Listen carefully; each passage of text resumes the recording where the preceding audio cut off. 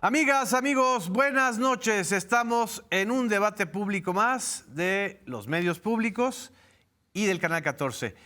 La complicada agenda de la relación entre México y Estados Unidos otra vez volvió a ocupar el centro de la atención porque de manera inevitable, una vez más, vuelven a abrirse varios flancos conflictivos y también varios flancos de negociación.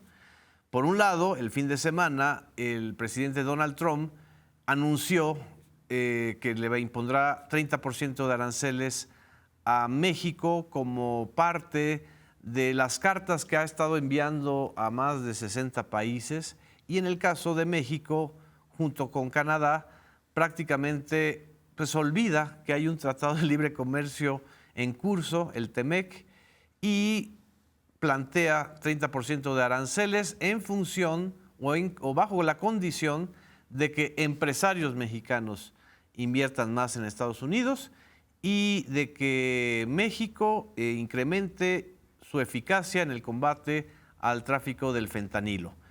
Y no salíamos de esta discusión cuando también se impone 17% de aranceles a las exportaciones mexicanas de jitomate a Estados Unidos. Las exportaciones del jitomate a Estados Unidos pues, prácticamente representan 2/3 partes del consumo norteamericano y sin embargo pues, se abre este flanco desde el lado comercial.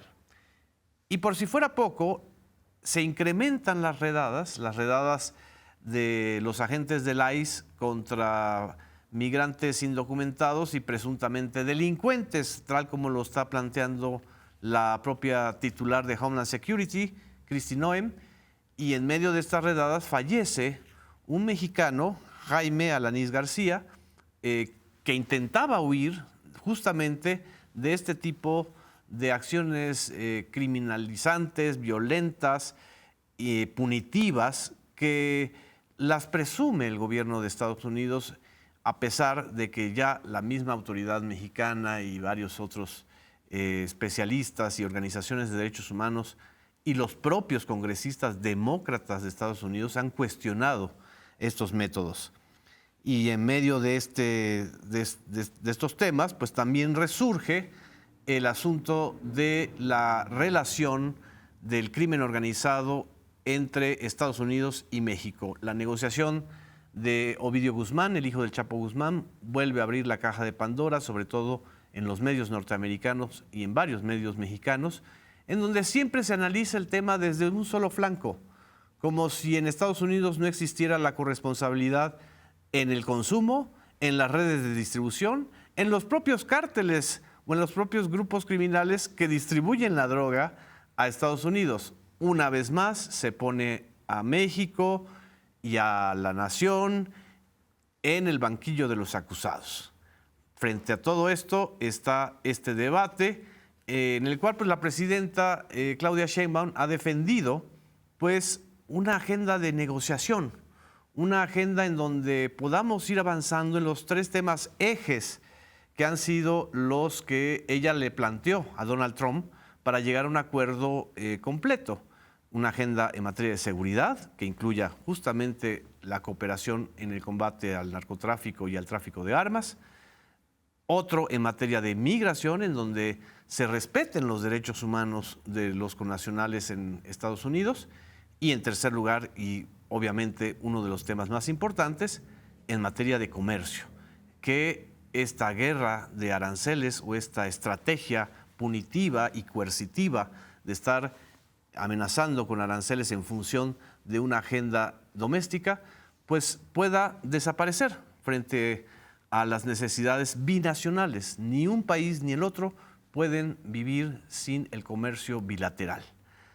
Estos son los temas binacionales y justamente al inicio de esta semana la presidenta Claudia Sheinbaum revivió un tema importante para la agenda nacional, que es la reforma electoral. Así lo planteó en la conferencia matutina del lunes 14 de julio. Escuchemos.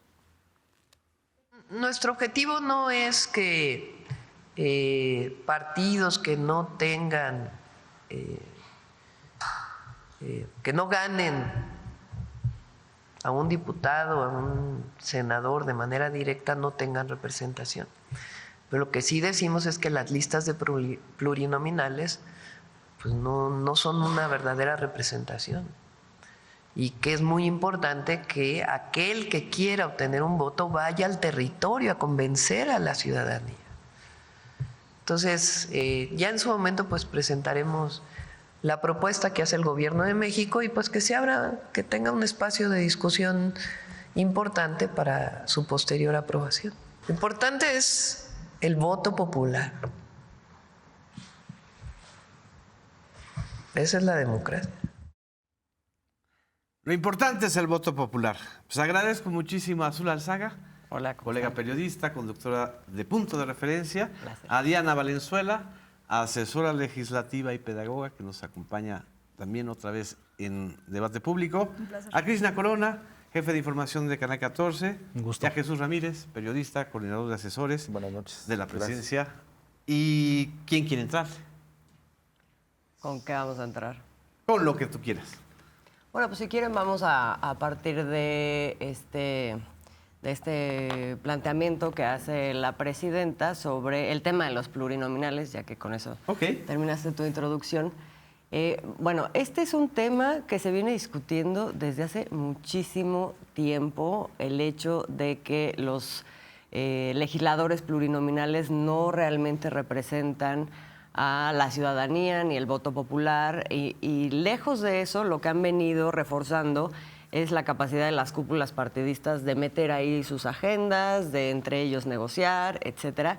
Entonces es muy significativo que en un momento donde se esté discutiendo la posibilidad de un nuevo debate sobre la reforma electoral, ahorita exconsejeros electorales lo que metan como acento para proponer y negociar es, en lugar de disminuir o desaparecer, más bien aumentar el número de plurinominales. Es significativo en términos de que como vocería, porque no se puede entender de otra manera, de los partidos de oposición, lo que están reflejando es que la única manera que tienen los partidos de oposición de tener un lugar en el Congreso es a través de estos acuerdos cupulares, no del voto popular, ¿no? Entonces, otra vez vuelven a hacer patente el hecho de que pues tienen una distancia muy amarrada con la población y que no pueden construir desde la falta de proyecto que tienen ninguna otra forma de acercarse como para poder tener una incidencia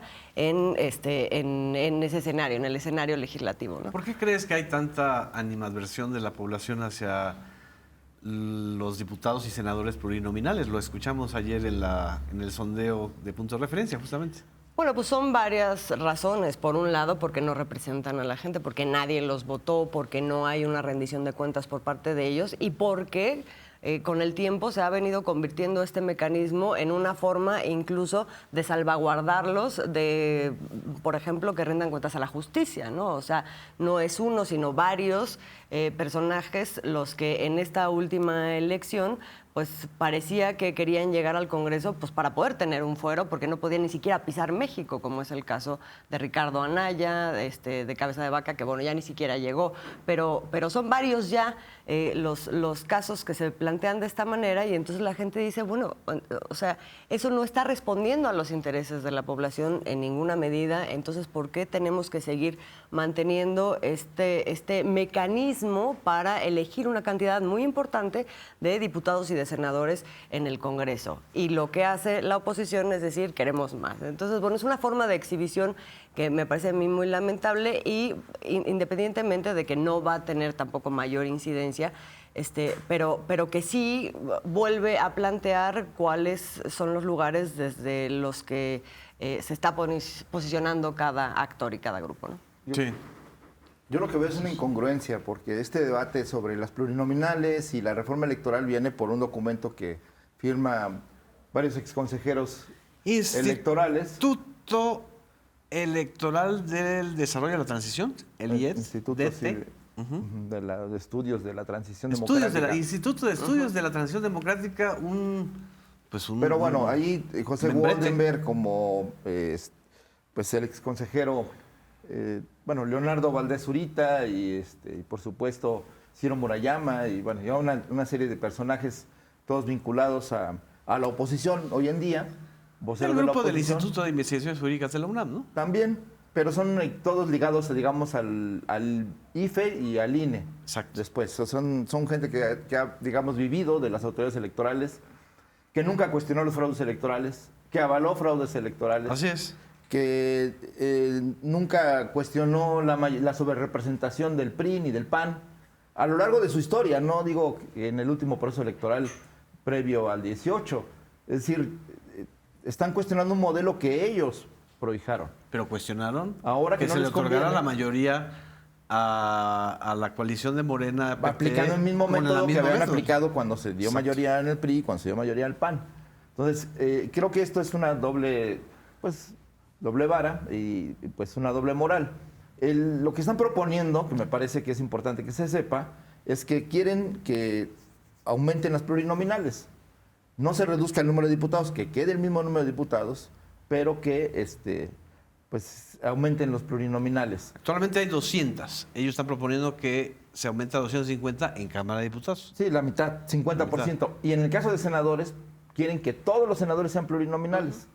Que ya no haya... ¿Que todos? Y ya no haya senadores de mayoría. Yo pensé que estaban planteando 4 senadores, es decir, un senador más, o sea, 28 senadores más. No, que sea, 32 que sea la senadores. lista directa según la votación en cada estado. Entonces, pues eso lleva a un tema. Los plurinominales, que fueron una figura que peleó la izquierda Sí. para lograr la representación de las minorías. Recordemos que eso fue en una época en que había un partido predominante, el PRI, el partido casi único, descrito así por Salinas, o la dictadura perfecta, según Vargas Llosa. Ahí en ese momento la demanda de que las minorías fueran incluidas, aún no ganando distritos de mayoría, pero que tenían suficientes votos para tener representación proporcional, pues era una demanda legítima, como lo es hoy, que las minorías tengan representación en el Congreso. Es algo que creo que es un derecho ganado y que hay que defenderlo.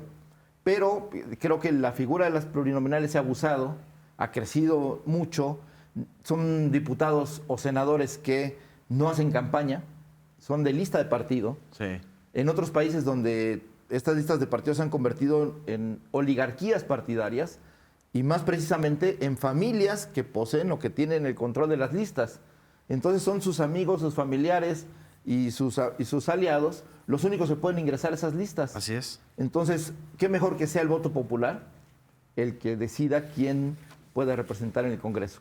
Luego el otro tema que ponen, y aquí yo creo que, y es parte del debate, que todavía no hay una propuesta electoral del gobierno, pero ya se ha adelantado algunas ideas, reducir el número de plurinominales, todo esto está en discusión, y cambiar la fórmula de la elección de los plurinominales. En lugar de que sea el porcentaje directo de los partidos, digamos, que sea el porcentaje directo, pero no una lista de partidos, sino los segundos lugares, digamos, perdedores, con mejor Como es votación. en el Senado Mejor votados. actualmente. Sí, Exacto. digamos, es en el como la Senado. primera minoría. Así es. Entonces, esa fórmula es más virtuosa porque hacen todos campaña, todo queda entre los candidatos de los 300 distritos, Sí. la gente los conoce, vota por ellos, hay compromisos de campaña y de alguna manera pues hay una reciprocidad del voto electoral en función de su alcance y de su popularidad.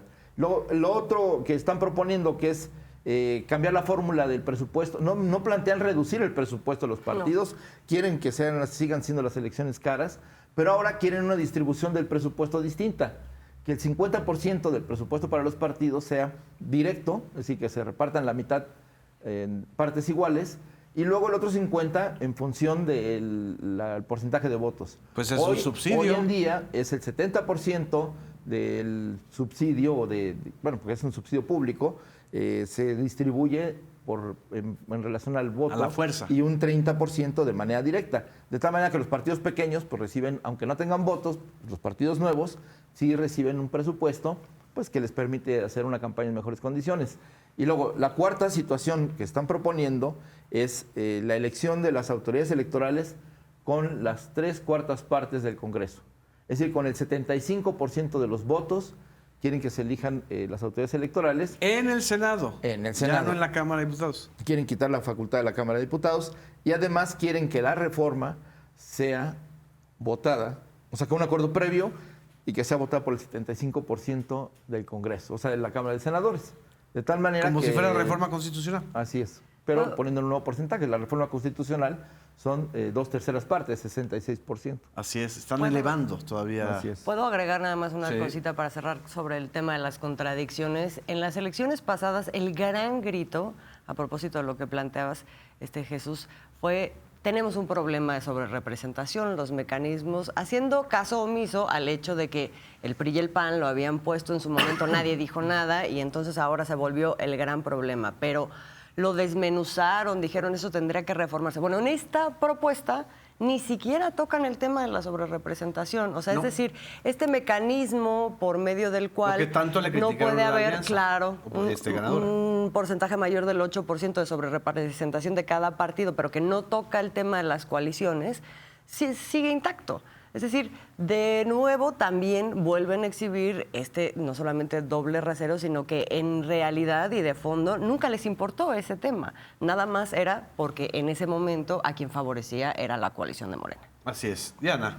Sí, pues demasiado lógico que sea la oposición disminuida la que esté planteando, ¿no?, el tema de aumento de los plurinominales, cuando recordemos que el 2 de junio las últimas elecciones pues llamaron a no votar, ¿no? Y es precisamente la única forma en que podrían llegar ellos al poder, ¿no? O lo que ellos asumen como poder. Y es interesante porque la manera en cómo llegó, por ejemplo, Alito Moreno y Marco Cortés, pues fueron los presidentes de sus respectivos partidos, pero además eran quienes estaban en el primer lugar en las listas, ¿no?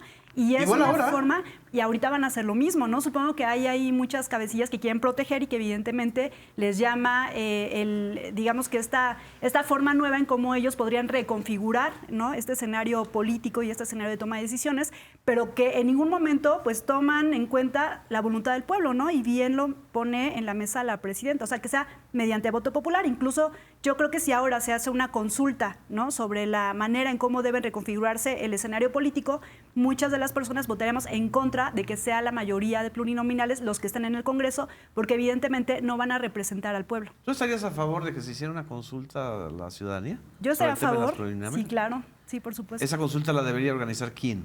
Pues el INE es el que tendría las facultades para poder hacerlo. Ah, claro, porque también la puede organizar la Cámara de Diputados. si La no me Cámara de equivoco, Diputados ¿no? también. Sí. Krishna, ¿tú Pero, quieres comentar algo bueno, más? ya la presidenta justo lo adelantaba, ¿no?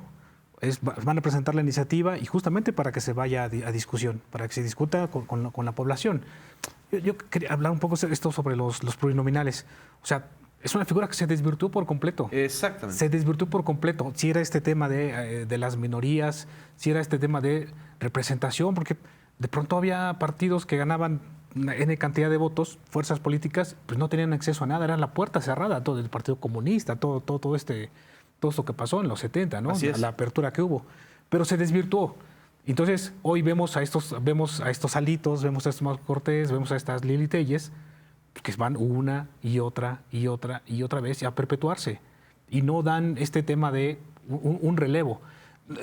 No recuerdo si lo hizo Morena, ahí ustedes tendrán el dato. De pronto, si se plantea o se podría plantear este mecanismo de plurinominales, pero no por listas, sino vamos a la tómbola. Entonces están 100 personas, 100 perfiles que van por 20 lugares o por 5, por 6, por los que hayan ganado los partidos, Sí. pues que se vayan a una tómbola. En caso de que sea ese camino de que sigan ese plurinominales como están más o menos hoy día. Pero mi tema es ese, se desvirtuó por completo.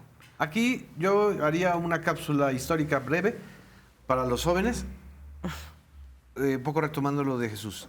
Los plurinominales es una figura que se incorpora a la legislación electoral en 1979.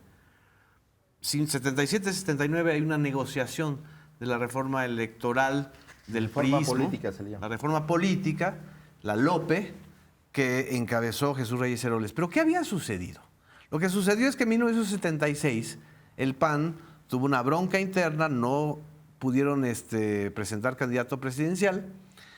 La izquierda no estaba legalizada, la izquierda partidista, el Partido Comunista no estaba reconocido por ley, y los otros partidos satélites pues apoyaron, o sea, el PPS y el PARM, que existían, todavía me acuerdo de esos nombres, apoyaron a López Portillo. Entonces López Portillo pues parecía pues loquito, porque estaba recorriendo el país sin competencia. Entonces había que maquillar la competencia electoral y también había que incorporar a la oposición que estaba en la ilegalidad o en la guerrilla a un mecanismo legal. Y funcionó.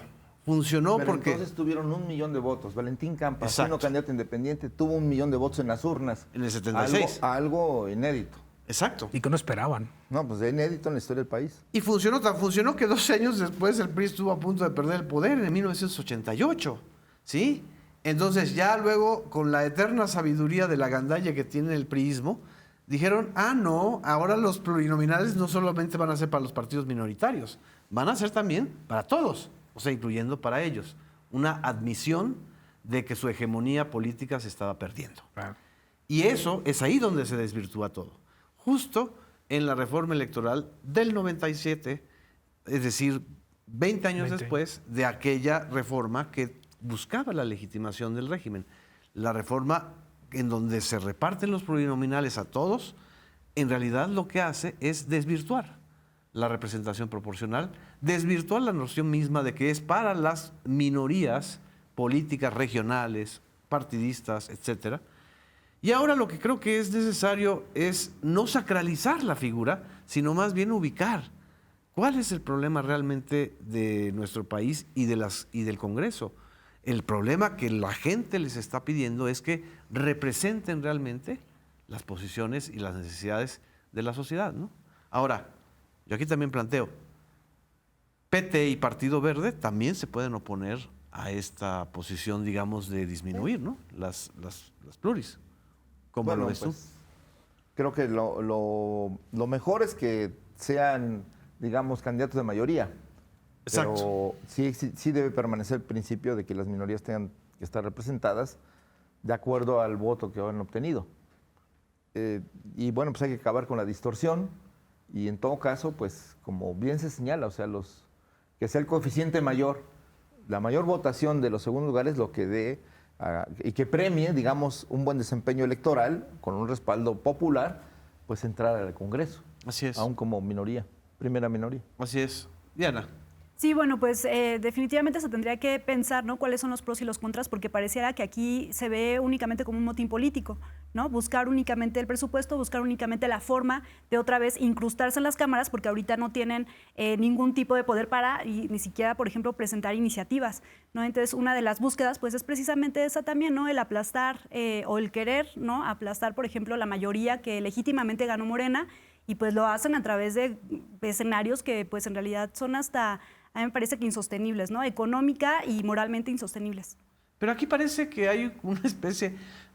O sea, así como en el 77 había un subsidio a las minorías para que la mayoría sea legítima, aquí hay un subsidio a las minorías... Y es antidemocrático, para además. que la verdadera mayoría no pueda tomar decisiones. Es decir, esa es una cosa muy paradójica. Eso no es nada democrático.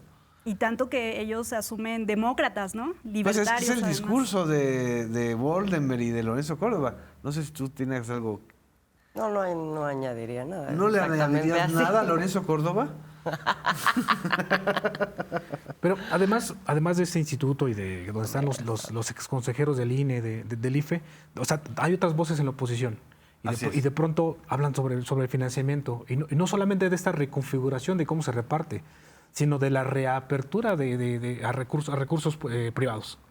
Y esa es una llave que creo que hay que pensársela para poder Bueno, también discutirla. Otro de los interesados en ese sentido es las televisoras. Así es. Que Claro. quieren abrir el mercado de la publicidad, que los partidos puedan contratar directamente con los medios. Que se prohibió en el 2007 después del fraude del Después del fraude 2006. electoral, de que vimos por primera vez que organismos empresariales Así es. compraron tiempo aire para intervenir en las elecciones, algo que no era legal. Así es. Tampoco era ilegal, pero México nunca había vivido una situación de la interferencia del poder económico en un proceso electoral, entonces por eso se reglamentó de esa forma.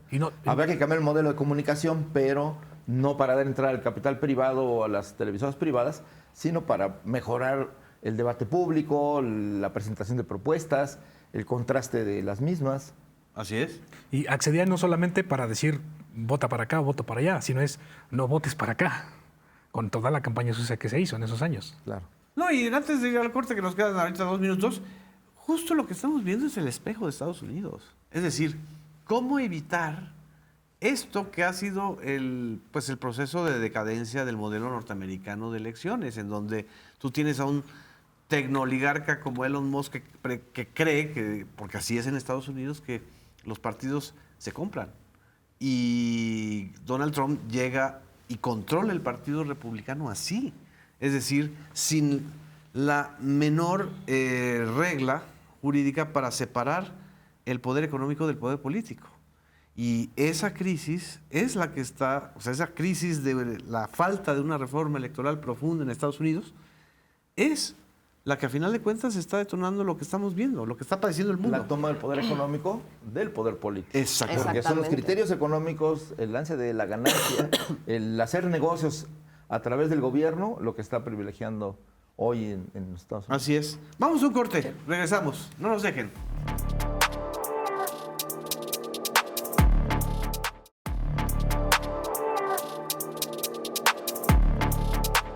Regresamos a Debate Público. En el bloque anterior analizamos las posiciones distintas sobre el debate que está iniciando otra vez en torno a la reforma electoral mexicana. Y bueno, pues yo lancé una provocación y una reflexión, que justamente el haber descuidado o el descuidar una reforma electoral que plantee la división entre el poder económico y el poder político fue lo que no sucedió en Estados Unidos. Y ahora pues no solamente Estados Unidos, el mundo entero y en especial México, por la compleja interacción e interrelación que tenemos con la principal economía del mundo y la principal potencia militar y el principal mercado consumidor de narcóticos, pues está mezclado todo esto y ahora pues otra vez la agenda binacional se complica, ¿no? ¿Cómo la ves, Jesús? Pues sí, digamos que estamos en un cambio de las políticas económicas que se convierten en digamos, que detrás de los aranceles hay intencionalidad política. Detrás con argumentos económicos internos, se justifica el expansionismo de viejo cuño estadounidense. A nombre de la paz se hace la guerra. Entonces estamos como en el mundo al revés. Durante 40 años, digamos que el dogma fue apertura comercial indiscriminada, deslocalizar las economías, comprar donde fuera más barato, pero después el resultado para los Estados Unidos pues no ha sido muy bueno en términos de la comparación con otros países. Norma que ellos mismos promovieron. Sí, no, norma y que además económicamente desarrollaron y deslocalizaron todas sus empresas, las mandaron a los lugares más donde la fuerza de trabajo era la más barata, China, México, Corea del Sur. Así es. Entonces eran los lugares donde la mano de obra era más barata y podían obtener mayores ganancias. Pero eso a la larga lo que terminó siendo es una desindustrialización de los Estados Unidos y un vaciamiento económico interno. Entonces hoy pues esta debilidad la quieren, digamos, recuperar o quieren eliminarla pasándole la charola y la factura a todos los demás, incluyendo a México, que sí, que la dependencia económica, la interdependencia industrial y productiva es muy grande, de tal manera que el 80% de nuestras exportaciones son a Estados Unidos, somos el primer socio comercial, pero eso hoy en día no es ninguna ventaja, porque nos tratan prácticamente igual que el resto del mundo y o peor. Creo que eso pues tiene un problema para México en términos de esta hiperdependencia. Pues hay que diversificar nuestra economía. Esa es la primera lección. La segunda creo que es importante, que es algo que ha sido reconocido para Claudia Sheinbaum por todo el mundo, que es la necesidad y la capacidad para que en este contexto de políticas agresivas comerciales se pueda abrir espacio para la negociación. Y México ha demostrado que se puede razonablemente admitir los argumentos de Estados Unidos, pero también sin descuidar la soberanía, sin descuidar la economía nacional y protegiendo los sectores pues como cualquier país y como cualquier gobierno debe hacer, que es defender a su población y su capacidad económica. Entonces aquí estamos en esta situación. Lo que pasa es que hay una doble moral en el caso de Estados Unidos, porque se habla de temas económicos cuando en realidad detrás de ello también hay temas políticos, ¿no? De dominación, presionar a los países para que se sometan y acepten sin crítica, sin rechistar, pues cualquier designio, cualquier visión o política de los Estados Unidos. Y entonces hasta un tuit puede molestar al gobernante de la nación norteamericana, y creo que pues estamos en una condición difícil. Por ejemplo, están los aranceles al tomate, al jitomate mexicano. Aquí es jitomate, allá es tomate. O bueno, en el norte es tomate también, de México. Y allá tenemos que analizar, uno, que en Estados Unidos hay subsidio a la agricultura. Más o menos el promedio de los subsidios a la agricultura son de 25,000 millones al año. Un tercio de ellos se dedica al maíz. Por cierto, una gran parte exportada a México. Exacto. Al maíz, al trigo, al algodón y sobre todo a la soya.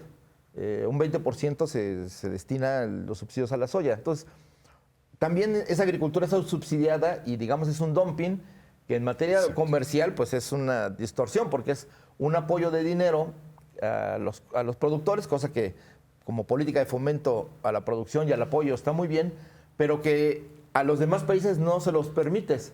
Los atacas porque están en competencia desleal. Los sancionas. Porque no es las fuerzas del mercado las que determinan el precio, sino el bajo costo que tienen los productores porque además tienen un apoyo económico. Sí. Eso pasó en Europa, con los países fuertes de Europa que destruyeron la agricultura de países como España y parte de Francia, ¿no? Entonces, ¿y Grecia? Grecia y los países más pequeños que pagaron la cuota para los países más grandes, ¿no? Entonces aquí esta distorsión pues no está en el debate y creo que es muy importante.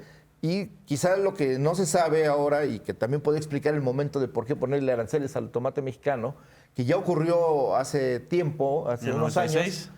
Y hace unos años, en el 21 en el 19, perdón, quisieron hacer lo mismo.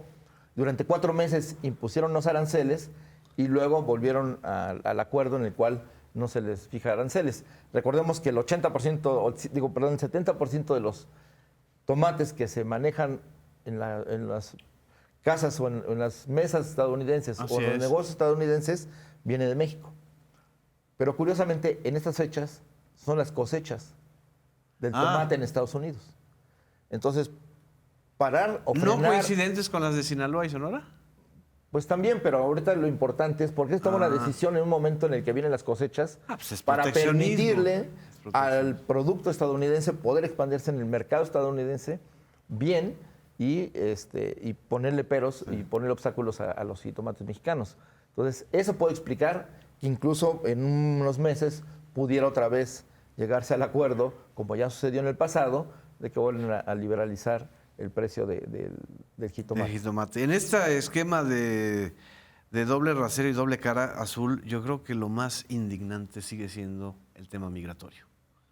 Oye, yo creo que hay muchos niveles para indignarse en este doble rasero. Nada más para cerrar con este tema, estaba escuchando hace un par de días a Larry Rubin, el representante de Republicanos en México, justo en este evento donde está con el embajador mexicano y dice, hay el embajador, excelente relación con México, y Larry Rubin dice, no, pero México tiene que resolver varios problemas porque viola el TEMEC en varios asuntos, por ejemplo, en su reforma judicial. Es decir, para Estados Unidos, que México cumpla con las condiciones del Tratado de Libre Comercio con Estados Unidos implica que Estados Unidos puede tener voto, ¿no?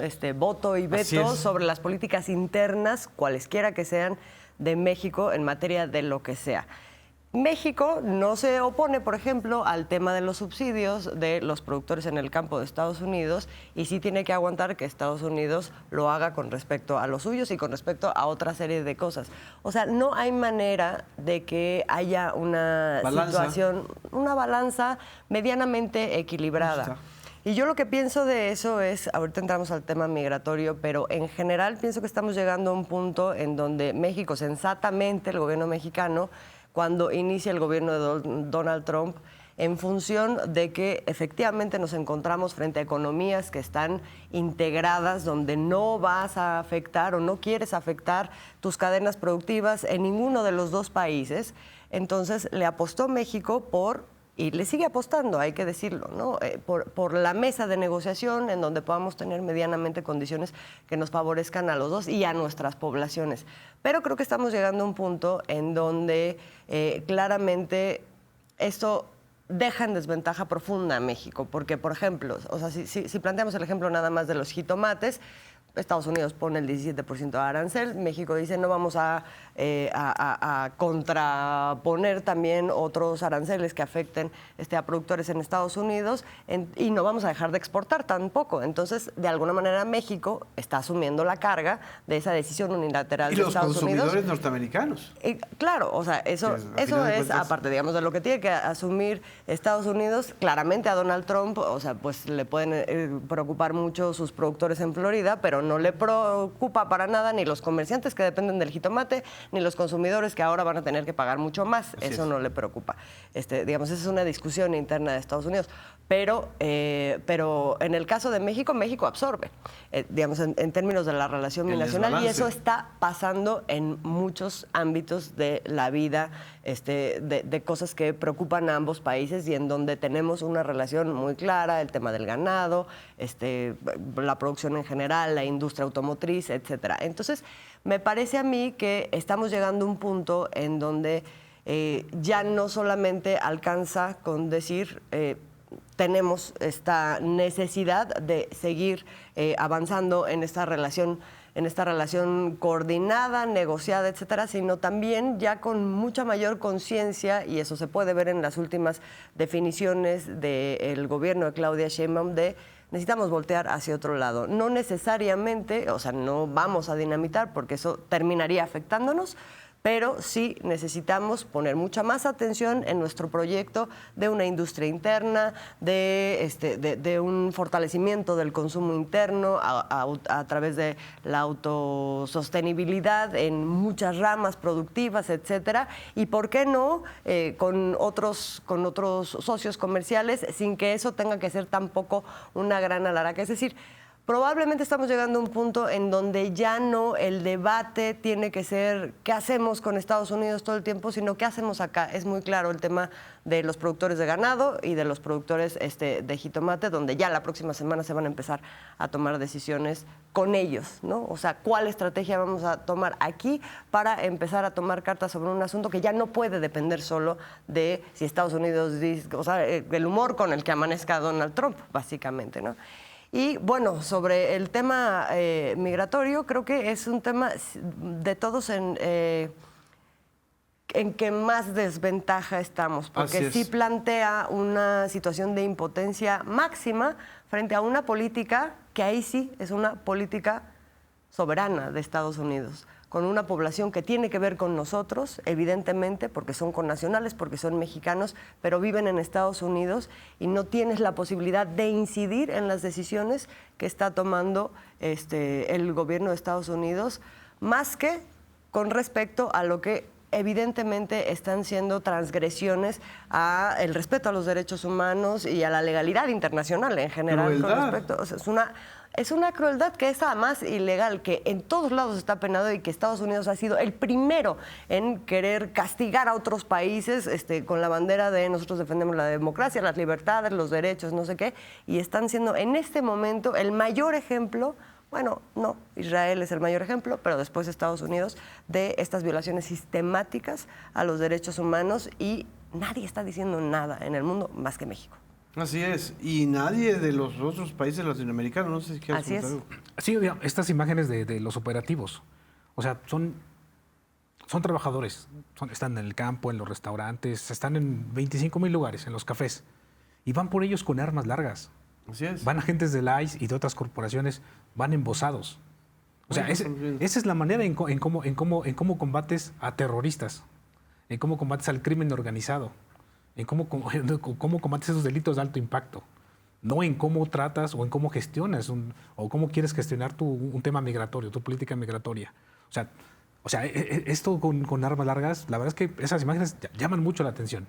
Pero ya vimos que es una agenda de miedo, no solamente de racismo contra los mexicanos, de crueldad contra los latinoamericanos o morenos, sino también un mensaje muy fascista internamente en Estados Unidos. O sea, una actriz o una conductora o un conductor que se atreva a cuestionar en pantalla a Donald Trump, pues se le deporta. O sea, ya empezó esta maquinaria fascistoide, ¿no?, a estar operando en Estados Unidos. No sé si querías comentar algo de él. Sí, bueno, pues toda esta crisis humanitaria yo creo que también es el reflejo de que finalmente la política de libre mercado pues no ha funcionado, ¿no? Estas políticas, por ejemplo, proteccionistas de Estados Unidos frente a la fijación de aranceles, pues no es más que la desesperación, en primera, por digamos que cubrir la deuda fiscal, que me parece que ya aumentó al 121%, la deuda interna de Estados Unidos. En segunda, la balanza comercial, ¿no? Que, por ejemplo, México le lleva ventaja de 17 mil millones de dólares, ¿no? Entonces, evidentemente sí hay una complicación económica que quiere jugar Estados Unidos incluso a partir de los tribunales, ¿no? Por ejemplo, esta extorsión que se hace con respecto a los aranceles, y si entonces México no combate como nosotros queremos las drogas, pues entonces empezamos a generar presión económica, porque aparte en términos internacionales pues hay una desdolarización, ¿no? Es decir, ya no hay una dependencia de todos los países de Estados Unidos, incluyendo México, ¿no? Entonces, por ejemplo, esta forma en cómo busca Estados Unidos interferir en las políticas fiscales, en las políticas económicas y en las políticas judiciales en México, pues no muestra más que eso, ¿no? La desesperación de un país que se dice libre, pero en realidad lo que hace es contraer todo el tiempo su economía, pero además perjudicando humanitariamente a todos los países vecinos, ¿no? O sea, en realidad es una tragedia que va más allá de nada más lo económico, ¿no? Ya, por ejemplo, cobró la vida, como bien mencionabas, de un migrante mexicano, ¿no? Y de eso no se ha hablado, pero Estados Unidos pues está acostumbrado a generar este tipo de caos, a generar incluso este tipo de guerra. Estados Unidos se le lavó las manos. Ah, bueno, dijo que no era responsabilidad de ellos. Estaban cumpliendo, igual que lo que sucedió en Auschwitz, ¿no? O sea, que la justificación era, los funcionarios están cumpliendo su deber, ¿no? Entonces, aquí también se está matando en nombre de ¿qué?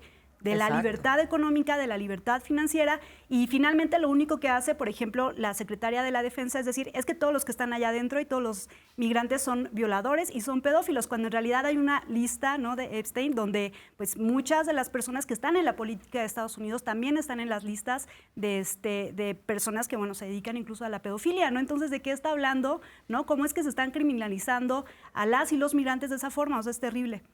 Es un doble rasero. Sí, es un doble rasero, pero también las cosas están cambiando. Hoy Gallup da a conocer una encuesta donde el 79% de los estadounidenses consideran que la migración o la inmigración es un tema positivo para los Estados Unidos, para su economía, para su sociedad. Es la primera vez, ¿verdad? Que hay es la primera vez que casi al 80% de la gente considera como algo benéfico, algo bueno la migración. Y al mismo tiempo, ahí tienes al 62% rechazando la política antimigratoria. Es decir, estas detenciones, estos operativos militares, estos grupos paramilitares que ya han aparecido embosados, que también detienen. Sí. Y, digamos, alrededor de todo esto, pues está el negocio, porque todas esas cárceles privadas que están construyendo son hechas por empresas que están ligadas a los personajes políticos que gobiernan los estados. Y por cada preso les dan el Estado, el gobierno de Estados Unidos les da un subsidio de $120,000, más todo lo que significa el contrato de la construcción de la cárcel. Que como bien lo dijeron los congresistas que fueron a la prisión esta de Alligator, que eran perreras. O sea, ni siquiera son prisiones, son centros de detención donde las condiciones son inhumanas, donde no hay alimentación, no hay posibilidad de sanitarios. No hay sanitarios, no hay baño para bañarse, en fin, condiciones insalubres, condiciones infrahumanas que están reprobadas en cualquier estándar de derechos humanos. Pero también, yo decía, se está desplazando la opinión, porque también en Gallup hacen un recuento de cuál era la opinión hace un año en estos temas, y prácticamente se ha movido entre el 15 y el 10% a favor, digamos, de la migración y en contra de las políticas que hoy está encabezando Donald Trump. Y algo que es importante es el hecho de que económicamente hasta ahorita Donald Trump podía haber dicho que le está funcionando el modelo. Ha obtenido $100,000 millones, la inflación se mantuvo hasta ayer Así es. estable, ya hoy subió, hoy empieza a subir la inflación y entonces, ¿qué quiere decir la inflación? Que los precios de los alimentos, los precios de los enseres, los precios de las mercancías que hoy tienen aranceles que se importan del extranjero, que tienen aranceles, los va a pagar el consumidor estadounidense. Entonces, también aumenta el rechazo a esta política arancelaria de los Estados Unidos o del gobierno de Donald Trump, porque a final de cuentas la va a pagar el pueblo estadounidense. Esa es una de las cosas que apenas están, digamos, percatando de esa situación, porque ahorita el problema que tienen es que, según analistas económicos, el impacto de las políticas antimigratorias están llevando a una crisis al sector de la agricultura, al sector de la hotelería y al sector de los servicios, particularmente lo que es los servicios en general hacia empresas terciaristas, de servicios, digamos, en general, y que están disminuyendo. La gente no está yendo a trabajar y están provocando algo que USA Today publicó un análisis hace 4 días en el que señala que va a tener un impacto en este año de baja al Producto Interno Bruto de Estados Unidos. Estos son datos, digamos, que contradicen el optimismo de Donald Trump. Es decir, ¿podríamos hablar de un síndrome argentino en Estados Unidos? Es decir, el síndrome de los argentinos frente a lo que es Milei, a lo que ha sido este desastre de... Ya con una crisis muy pronunciada desde hace años en Argentina, pero aquí creo que está empezando a verse ya una deserción, incluso de los votantes más fundamentalistas, como en el caso de MAGA, de Donald Trump, ¿no? Así es, sobre todo el sector latino y los afroamericanos que habían votado por Trump son los primeros que están desplazándose ya y el a sector un rechazo religioso que dice Diana, es decir, esos que están reclamándole ahora a Donald Trump que haga públicas las listas de Epstein, ¿no? Sí, así es. Porque ellos mismos alimentaron esa idea de que ahí estaba Hillary Clinton y Obama y Bill Clinton y no sé qué. Y resulta que el tiro le salió por la culata, ¿no? Pues sí, porque Elon Musk sacó que él sí vio la lista, que estaba en los archivos, que él analizó y que dice, pues ahí están todos, hasta Donald Trump. Y las fotos. Entonces, fotos y videos que ya empezaron a circular. Entonces, bueno, eso es una pelea entre tiburones. Así es. El más beneficiado de los subsidios durante el gobierno demócrata de Joseph Biden, y bueno, pues que ahora con toda esta política propetrolera, le están eliminando todos los subsidios a favor de los autos eléctricos y las baterías eléctricas. El cuarto eje que mencioné, evidentemente, es el narco.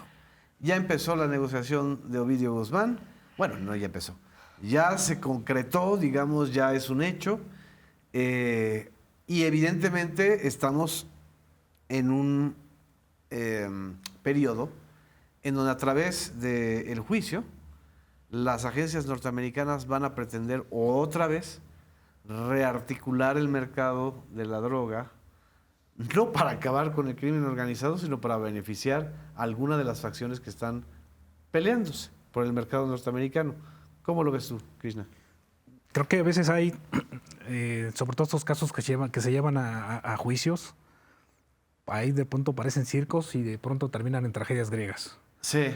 Me gustaría retomar el tema o sea, para hablar de ello, el tema de esta negociación vía el abogado. Así es. Jeffrey Lichtman. Jeffrey Lichtman. Un abogado, bueno, para hablar es quién es él. Sí. Un abogado que defendió al Chapo, que llegó en la última etapa de la defensa del Chapo Guzmán. Que a pesar de haber sido condenado a cadena perpetua, él dice en una conferencia, pues la familia Guzmán quedó muy contento conmigo, con mis servicios. Y entonces ahora... A Emma Coronel también, ¿no? Ajá, y defendió a Emma Coronel cuando tuvo este tema de drogas, fue condenada y ya está libre. También, bueno, ahora defiende a Ovidio, defiende a Joaquín Guzmán Jr. El otro hijo. Y también suelta esto, de hoy lo trae en la prensa, de que ya también los mayores, como les dicen a Iván y a Alfredo, que ya también dice que él ya asumió la defensa de ellos. Los que están en México. Los que están en México, los que están prófugos, ¿no? Y operando. Entonces él sale a decir esto, como para decir, oigan, y también ya tengo este tema de que estos dos hijos mayores de Joaquín podrían negociar, ¿no? Pero es un abogado que lo mismo defiende a raperos, ha defendido a raperos, que lo mismo ha defendido a deportistas, que lo mismo ha defendido a actores, a mafiosos. Hoy defiende a terroristas. Es la diferencia. Ah, claro. Claro. Es la diferencia total con los juicios anteriores, que ahora estos delincuentes son considerados terroristas. Entonces, ahí la doble moral otra vez del gobierno estadounidense, de negociar con terroristas. Cuando dijo que no lo iba a hacer. Cuando y dice que ellos además, no lo hacen. voz como si fuera verdad lo que digan, ¿no? Exacto, con toda, o sea, le otorgan todo el valor a sus palabras. Pero es eso, es un poquito, es hablar de esta política de Estados Unidos a partir de este abogado, que la verdad es que lo que busca pues es el reflector, es claro. Lo que habría que pensar es quién está detrás del abogado. ¿Qué intereses hay detrás? ¿Quién le acerca? Evidentemente hay un juego de agencias. Sí. ¿Cuál? No tendría yo elementos para decir cuál, pero evidentemente hay un juego de agencias, hay una disputa de agencias como la ha habido históricamente, ¿no? Pero entonces hay una disputa del negocio, porque Así es. Por supuesto. este negocio ¿a quién beneficia? Pues al sistema financiero. Y los capos que conocemos pues son peones de una gran industria, y entonces la mayor parte del dinero se lava en los Estados Unidos y en los paraísos fiscales. Entonces, de tal manera que ya lo vimos en los años 80, hubo una investigación de cómo se financió la guerra estadounidense en Centroamérica con el dinero del narcotráfico, utilizando incluso a narcotraficantes mexicanos para servirles, para entrenar a la contra Como Caro nicaragüense. Quintero, que está ahorita ahí. Y Los que si él ranchos de quisiera Caro hablar, Quintero, podría de decir Félix- varias cosas. Félix Gallardo. Sí, y es interesante porque estos van ligados estos temas, pero la Casa Blanca dice, México no, para los aranceles, México no está cumpliendo con los acuerdos, no está combatiendo el fentanilo. En los últimos, o sea, de octubre para acá, el combate de fentanilo, los decomisos, el tráfico de fentanilo se redujo más de 60%. Así es. En 8 meses. Así 60%. ¿Quién ha logrado eso en 8 meses? Y es incoherente cuando la Casa Blanca dice, no están haciendo lo suficiente. Sí, porque no hay coherencia en lo que están planteando. Es decir, ellos ponen reglas que ni siquiera les sirven entonces para sus propias decisiones. Mediciones. Yo creo que hay que leerlo al revés de cómo lo están planteando, ¿no? ¿Cómo lo leerías? O sea, es decir, ellos hablan de que no es suficiente lo que está haciendo México, de que tiene que intervenir de alguna manera Estados Unidos. ¿Cómo es posible que no lo dejen intervenir? Porque México, incluso deslizan la idea de que el gobierno mexicano podría estar involucrado con los cárteles. ¿Y en qué momento lo están diciendo? En el momento en el que más decomisos ha habido, en donde más control sobre el tema del tráfico, no solamente de fentanilo, sino también de hidrocarburos, que es parte de lo que financia a través del lavado de dinero a los cárteles de la droga, que más bien es crimen organizado en su conjunto. Es un momento en donde México ha puesto muchos más controles para que la DEA y otras agencias puedan operar en México de manera libre, como lo hicieron por mucho tiempo.